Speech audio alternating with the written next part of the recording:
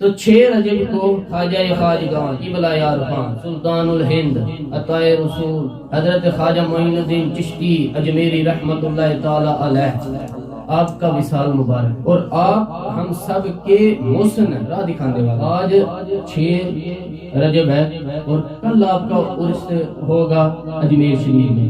800 سال سے زیادہ عرصہ گزر گیا، آپ کو دنیا سے پردہ فرمائے، لیکن ذکر تر و تازہ۔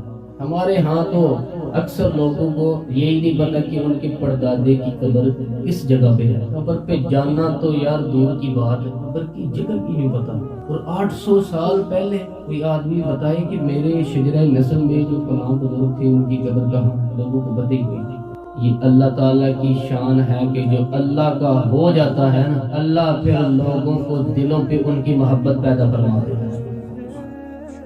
پورا سال 24 گھنٹے کسی بھی وقت اللہ تعالیٰ ہم کو نصیب کرے حاجہ صاحب کے مزار پہ حاضر ہوں، وہاں قرآن کھلا ہوا ہے، لوگ تلاوت کر رہے ہیں، اللہ کا ذکر ہو رہا ہے ہر وقت۔ فاذکرونی اذکرکم، تم میرا ذکر کرو میں تمہارا ذکر کروں گا۔ ان اہل اللہ نے اپنی زندگیوں میں اللہ کا ذکر کیا، آج ان کے مزارات پہ اللہ کا ذکر ہوا ہے۔ یہ اللہ تعالیٰ کا وہ وعدہ ہے۔